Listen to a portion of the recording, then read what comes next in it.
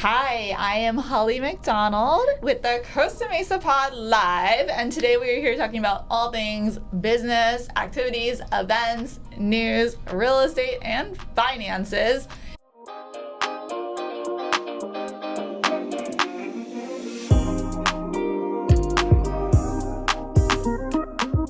Today I have the wonderful Bradey Jameson. Hi. Bradey is a financial advisor that I know through several different ways, mostly through networking, but also from her brilliant abilities to keep track of what's going on in the market. So you're going to get an awesome market update from one of the best. Thanks. Yeah. So let's chat a little bit about what is happening locally around town, some of the events, because it's summer. We are in the middle of such a great time. There's a lot to do. Yeah. And you grew up in the area. Yeah. So I don't know, do you take it for granted or do you still appreciate how much you guys have going on here? Oh, I feel like it depends on the week. Like some weeks I'm like, oh, like let's just stay in. I'm feeling lazy, and then I'll like see what's been happening around, and I'm like, oh my gosh, we missed that. Oh my gosh, we missed that, and then I get like reinvigorated to go out and like do all the different things. But yeah, we're so lucky. We're so lucky to live so close to the ocean, and it's been like a cool summer, so we can go do things that maybe normally you're like, oh, it's too hot to do that. Like it's been nice. Yes. Well, and not to boost you up too much, but you've got a lot of little kids. I do. I have a litter. I mean, I'm just inspired by you and how successful you are as a parent with three littles under the age of 5. Yeah. And your job, your career. Both you and your husband are both like kick-ass people. So you're sweet. Yeah. I mean, but isn't it awesome that there's so many events for like families? Yeah. So it's like when you the weekends are obviously precious time. It's like, okay, what are we doing? Like tee it up, and there's so many options. Maybe sometimes a little too many options. Yeah, it's hard to choose. We're so lucky, and same with you, Holly. You know, you're working mom of 2. Your husband works too. Like, but we're lucky that when we do get the free time and we do get to go out, and we get like so many options to go enjoy. I feel like there's no excuse to be bored, like, because it's not even that everything costs a lot. Like, sure, we're by Disneyland and everything, which is of course more expensive, but there's so many free events and great parks. And I mean, just even when I think back to my childhood, it was like literally there was nothing to do most of the time. So we entertained ourselves in very strange ways. We still do. Well, anyway, so there are some cool things going on. We've talked about some of them before on the pod, but we're kind of ending the near the end of July, and there's still one more concert in the park going on at Fairview Park. Oh, nice. I went last night to see the Tijuana Dogs. They had a massive turnout. It was beautiful, and it was so much fun. Yeah. They're really good. Yeah. So next Tuesday is the last one, and it's Symphony in the Cities, which I hadn't heard of them, but I looked into them a little bit. They are basically from Pacific Symphony. Oh. So they do kind of, I guess it's a classical take on modern tunes. I think it sounds like a lot of fun. Oh, that's going to be awesome, I bet. Imagine? Just that cool instrumental sound. Oh, yeah, definitely. I love that. Yeah. And then have you ever taken your kids to the Segerstrom Plaza for the movie nights? No, I haven't. Yeah, so that it might be something that you want to check out if you don't make it this summer, maybe next summer. Yeah. They are going to be doing The Princess Diaries.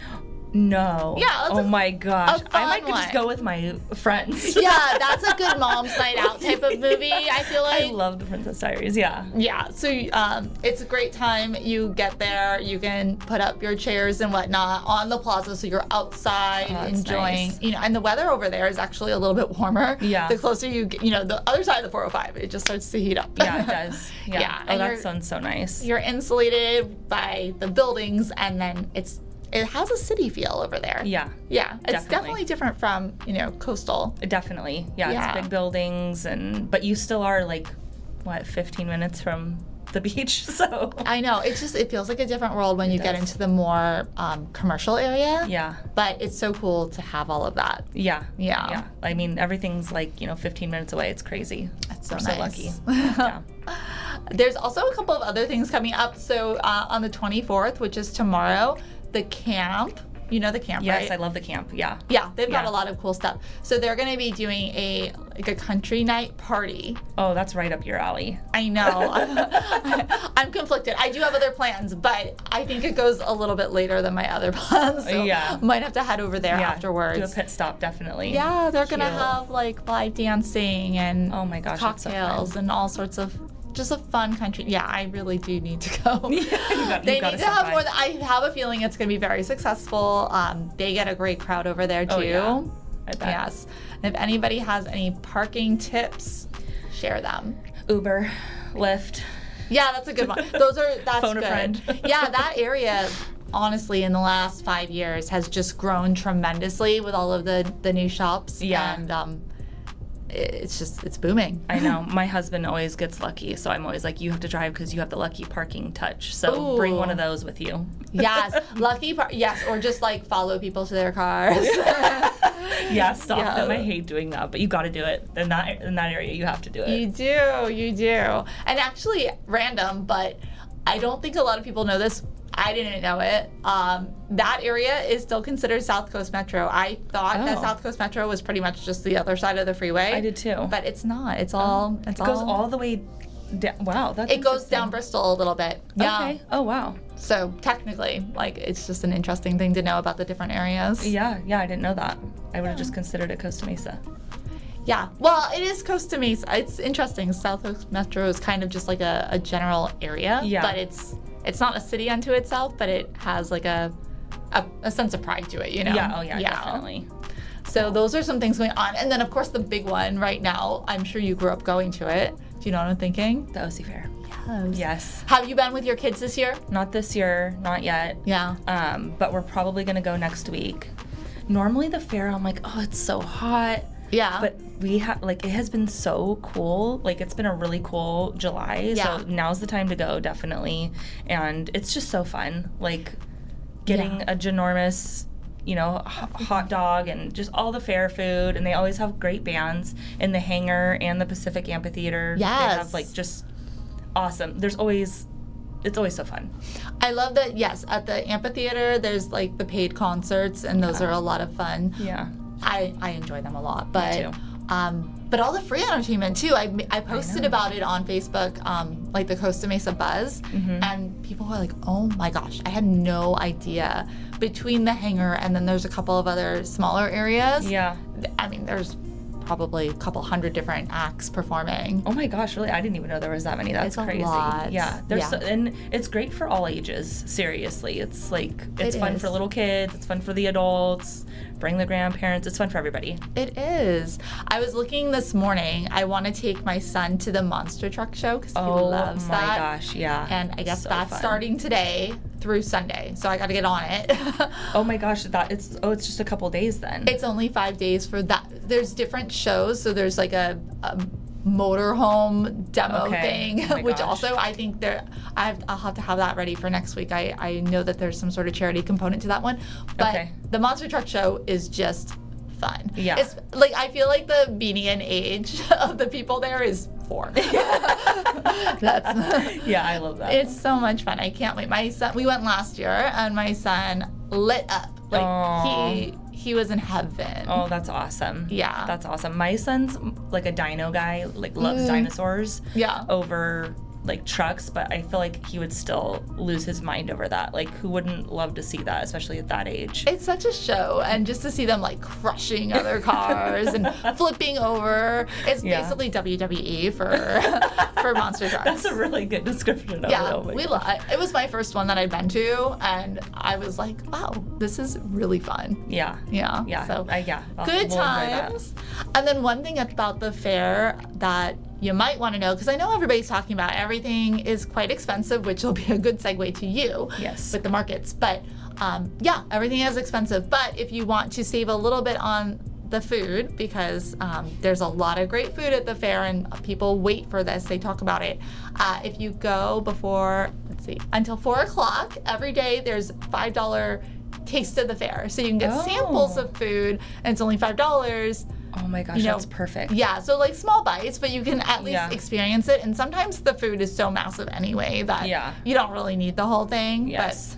you can know what to spend your money on. Yeah, that's so nice because you can taste a little bit of it, and sometimes like you don't want the big giant, you just want a little taste of everything. I'm a total tapas girl. Yeah, there you go. I just want to like take a little bite of everything. My poor husband, I'm like, I'm gonna have a bite of things. Yeah. So that's perfect. What a fun, that's a really good idea. I'm glad they're doing that. It's so smart. And then like, I feel like it'll benefit the food vendors too, because sometimes it is the choice between this or that. Definitely. You only pick one. Yeah, definitely. Yeah, so that's a fun tip, especially if you can make it there even just a little bit before 4. I know some people just want to go for the nighttime, but get there before 4, save a little bit of money. Totally. Yeah. Get an early dinner. Yeah. Awesome. Fun. So, obviously in my world of real estate, there's been a lot of talks about the market being a little bit slower, but honestly, the market is not. It's all very dependent on the price point and the location and competition and all of these factors. So it's really hard to just look at one headline and say this is a blanket statement for the entire market. And I feel like that's probably very true for you with what you do. Absolutely. Yeah. So why don't you share a little bit about what you're seeing in the market now? What are some of the main trends, and what are some of the headlines that are maybe misleading? Yeah, definitely. I mean, right now the market's at all-time highs, and people can get really like ramped up about that. But I think we're still going to face a lot of volatility throughout the year. We're going to have to digest some tariff news. U.S. and Japan just came through a deal, so that gave a big boost in the market. Yeah. But honestly, the day-to-day, like tracking the market, it can get overwhelming for people, and it's all about asset allocation. It's all about where are you in your life? What are you saving for? Are you saving for retirement? And that's 10, 15, 20 years out, then maybe more equity exposure makes sense. If you're planning for something more short term, then maybe you go some muni bonds. I love my muni bonds. That's your favorite word. That's my favorite. I know, don't talk to me about muni bonds. But or a money market or CDs, or it's all about asset allocation. So I think a lot of headlines are to get people either scared or riled up, and it's all about what are you planning for, and that's really what we do. We're obviously paying attention to the market and taking advantage of opportunities when they arise, but it's all about what is your goal, and how do we get you in a spot where you're planning for that goal and have you properly allocated. Like right now with markets as high as they are, maybe now is a good time to take some of those profits off the table if you're planning for a short-term goal. For people who are older, you might have a required minimum distribution from a retirement account. Now is a good time to take that because markets are all-time highs. Yeah. We might have some more volatility as we see what inflation's going to do with the tariffs. I think there's a lot of news around there hasn't been inflation, but we don't know really how this is all going to bake in yet. So try not, like when I have clients call me and they're panicked, I'm like, go for a walk. Like I got it. Yeah. Like, just go for a walk. So turn off the TV, go outside. Like, don't get sucked into the drama of what's on TV, and just make sure you have a plan. If you have a plan, like the day-to-day volatility will not stress you out. It won't. Like I have so many clients who, they used to be like that, like calling me all the time, and it's like, does this affect your plan? Does this affect your plan? And it doesn't. So having a plan can give you a lot of sense of security when the market gets choppy. Yeah, that's a really good point. Yes, just go for a walk. Get outside and like turn off the TV. And it's like, what is the news? What is their goal? A lot of the time. That's what I was just thinking. Yeah, it's like they're trying want... to get you to watch. They want views. They want you to watch, and sometimes it has to be like hysterical. And I'm like, well, what's the underlying? Like I love economics. That was my major. I'm just looking at the underlying, not getting pulled into the hysteria. And if you have a good plan and you're working with somebody who's knowledgeable, they're going to make good moves for you when volatility strikes, and they're going to help you position in a smart way. Yeah. So I know, like in my world, what I see are a couple of different extremes of the market, I guess you could say. So I often see younger people who are struggling with, if I want to buy something, how am I going to ever have some sort of down payment? Yeah. what would be some tips or advice you might give to those people, especially in an area where a down payment could be I know. tens of thousands, if not hundreds of thousands of dollars. Definitely. I mean, obviously you can do less, but then your payment's still higher. So yeah, definitely. Obviously, just ask your parents. No, I'm just kidding. I mean, that's a good tip. I'm totally kidding. There's options. If you have a 401k, a lot of people don't know that you can borrow against your 401k, and 100% of the interest that you take from borrowing from your 401k goes back into the 401k. So you can take up to $50,000 or 50%, whichever's less. So if you have, over $100,000, you can take $50,000 and put that towards a down payment. How do you pay that back? Usually through your paycheck. So they'll just take it deducted out of your paycheck. And a lot of times you can go in there and model what that looks like through your record keeper. Oh, cool. So that's a good option that a lot of people don't know about. But I think also making sure that your money's working for you in the short term. A lot of people are just sitting on their money in a savings account earning basically no interest. Or checking. Yeah, yields are high. Yeah. Take advantage of that. Put it in a CD or a money market that's going to get you some interest. Yeah. It adds up. Oh, absolutely. I mean, if you're able to save any money in the short term and let it work for you before it works for someone else. I mean, totally. I'm guilty of this. We'll impound our property taxes just for the convenience of not having to think about it. Totally. But from a financial standpoint, I know it would make more sense, but then there's a little bit of that fear of, well, what if it doesn't? Yeah. And then there's also that, it's really gonna hurt in the short term when I have to pull that money out. You know? I think a lot of finance too is not black and white. It's a lot. It can be emotional too. It's like, okay, I just need this peace of mind. I'm willing to give up the interest that I'd make on the if I were to keep that in a high yield savings account or the like. There's give and take. It's not so black and white. Yeah. And the other extreme that I wanted to go to is there's a lot of older folks that are aging out of their properties and they're maybe concerned about what their financial picture would look like for, post-retirement when they're not really bringing a lot of money in. Yeah. And how that all looks. Are there any, I know every situation is unique and, there's a lot of nuance, but are there any tips that you could throw out there for people that are in that boat? Yeah, a lot of people who, and especially in this area, a lot of their equity is tied up, and their net worth is tied up in their home. Yeah. I don't shy away from talking about reverse mortgages at all. People used to 10, 15, 20 years ago, but they did get a bad rap for a while. They did. Yeah. And now they make sense for a lot of people if you want to stay in your home. Yeah. But, it's also, you have to think about if you were to sell your home, then you're getting, the price points are high everywhere. Yeah. It's about figuring out what works for you and what delta you're working with. You sell your home, you're getting into something maybe smaller, more manageable. Yeah. And what are the tax implications on that? If you invest it, what's the withdrawal rate that you would need to sustain your lifestyle? Sure. So every situation is unique, but there's so many options. That's why when people are kind of paralyzed by fear around their finances, talk to somebody. Talk to somebody that you like, that you trust, that you connect with. Sometimes you have to interview financial advisors. Not everybody's a fit for everybody, but if you find somebody that you trust and you like working with and they can help you navigate that time in your life, it can provide so much peace of mind. I think it's really important. All of that makes total sense. And I think it is important to talk to somebody that actually specializes in it rather than somebody who maybe just enjoys economics as a hobby. Yeah, because definitely. You have people who I follow the market, but it's bigger than that. And that's why my industry is so regulated, because we really do have to be looking out for the client's best interest. It's not about ego. Right. And don't trust financial influencers.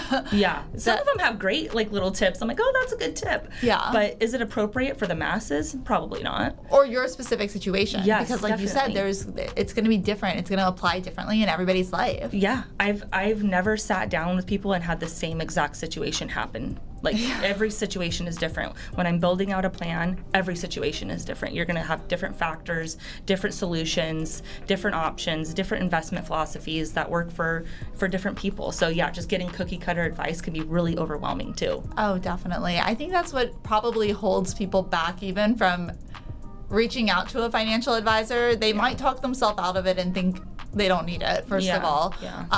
I mean, actually, that's a very good question. I'm sure everybody needs a financial advisor, but how do you know if you need a financial advisor? Like, what are some things that you would tell people? And obviously, financial advisors, like, it's another cost in your budget. Yeah, definitely. But how do people know this is something that I could use in my life? This would enhance my life. Yeah. So I think if you're, saving for retirement, you're throwing money into this account, is it enough? Like, that's a big question. What do I, is $1 million enough to retire? I get that question. How much money do I need to retire? It totally depends on your situation. Yeah. I think if you're having any question marks about finances in your life, or if you're having any question marks about a goal that you have and you're not sure if you can get there, that's when you talk to a financial advisor and ask them, what do you charge? Yeah. What does it cost to work with you? I try to lead with that when I'm talking with a prospect or a client. So they know. Yeah, just be transparent. Yeah, definitely. Yeah. And it's our job to make sure that we're working with you in the best way. Yeah. Obviously, that benefits everybody if we're working together in the best way that makes the most financial sense. Sure. So, but if you have, I think, any questions around different goals in your life and whether you can meet them, that's a good time to talk to somebody. Definitely. Get some clarity. Yeah. And also another thing that I am seeing a lot of is that there's a lot of people out there that are really struggling with, they don't have a 401k or they're so heavily in debt. Yeah. I don't know if it's probably partially a generational thing. Yeah. Just from... I could see that, yeah. Yeah, it's probably that, and then also it just kind of trickles down. Yeah.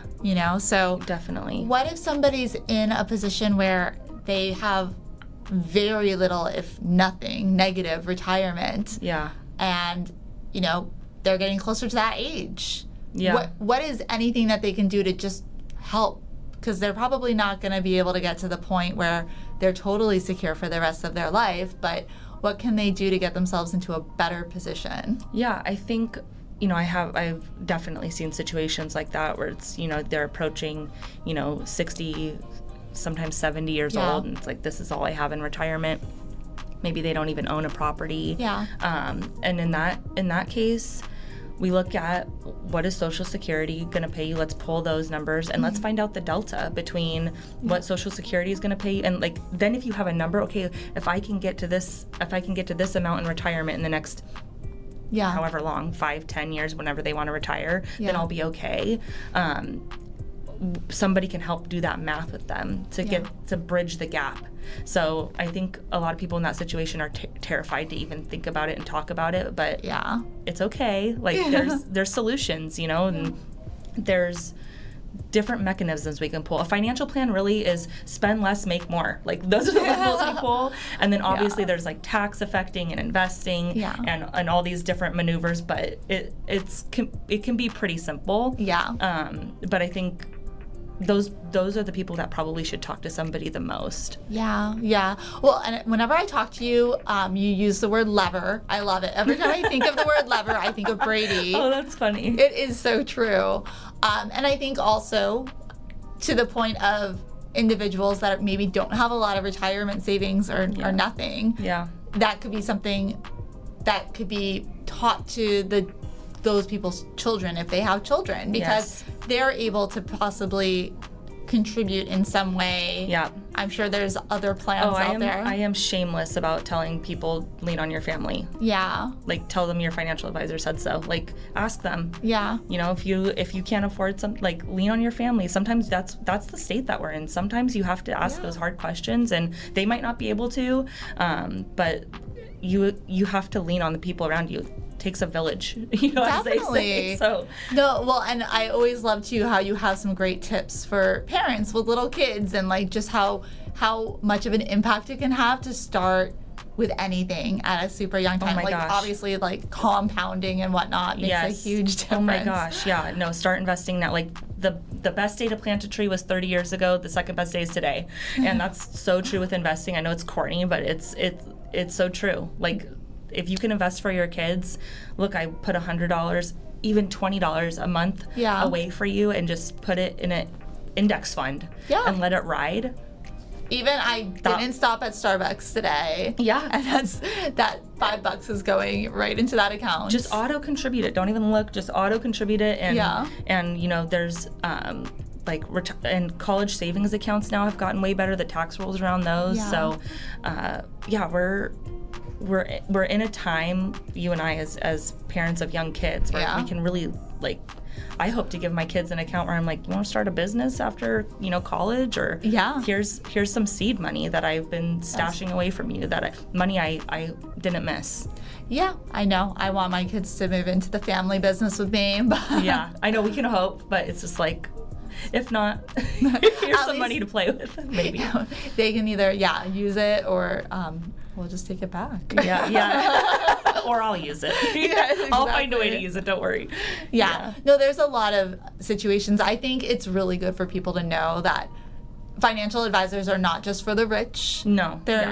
In fact, they're probably even more useful for people that just need them to help them figure out their path. I have one other question because it's coming up a lot in my industry, but what about people asking AI to be their financial advisor? Yeah, that is, AI hallucinates a little bit.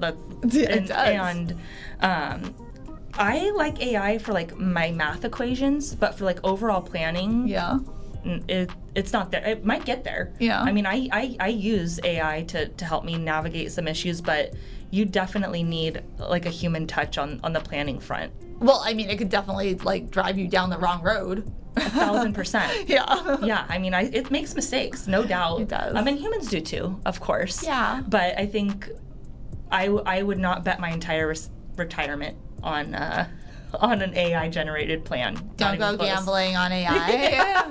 Yeah. Exactly. Although maybe invest in it. Yeah. Oh, and if you are invested at all, you probably are invested in it. Like just some of the biggest companies in the world are invested in AI. So if you're invested in them, you are invested in AI. Yeah. It would be a very unique part of the market where you're not invested in AI. The equity market anyway. I'm hearing lots and lots of people. I went to a networking event last week where they were saying that if you are looking at companies to go to and they're shying away from AI and want nothing to do with it, you might be going with a sinking ship. Yeah. No, you have to embrace it. I mean, adapt or die. Yeah. So that's true. I mean, I think embrace it. I wouldn't rely on it 110%. It's still very new. Yeah. I went to a conference for accountants actually, and they were talking about how when Excel came out, everyone thought this is going to change our entire life. Like we're not going to have jobs, and so technology like that has come up before, and now you look back and you're like, oh, it's just a very useful tool, and that's what it is. It's a useful tool. So it's not like, I don't know, it's not going to flip our world upside down, but I think it's a useful tool. Oh yeah, definitely. Same thing with like cell phones and the fact that we were like, what? You can send a text? What is, it's so different. Sometimes I wish I could go back to before cell phones. I don't know. I spent a lot of time on the landline waiting for people to like pick up. You're too young. You probably don't remember. You never had that problem. No, definitely. Remember, well, we had it was wireless, like you could walk around the house with it. Yeah, the cordless phone? Yes. Yeah, but then you like lose it and have to page it. Oh, yeah, definitely. All the time. Oh my gosh. Our kids will never know this drama. The plight. They have it so good. They do. And your kids are especially lucky that they have a financial advisor for a mom. You're definitely going to be keeping an eye on them and their spending habits and everything. Yeah, your kids are so lucky because you know all the coolest stuff going around all around in all of Orange County. Thank you. Well, I call Holly the queen of Costa Mesa. Thank you. And Orange County, honestly. I'll take it. Yes, well, my kids are definitely lucky. They are at Disneyland today with family. Are they really? Oh my gosh. My in-laws are in town, so they are having a blast. And then it looks like we're going to be going to the monster truck show. So they're in for a really fun summer. That's awesome. Yeah. Well, live here. Bradey Jameson, thank you so much for being on the podcast and for all your wisdom, your nuggets. If anybody has any questions for Bradey or wants to get in touch, I'm happy to connect you. Yay, thank you. And thank you for your time and for interviewing me. You're so sweet for inviting me, and you're amazing, as you know. Yeah, you'll be back. I'll be back.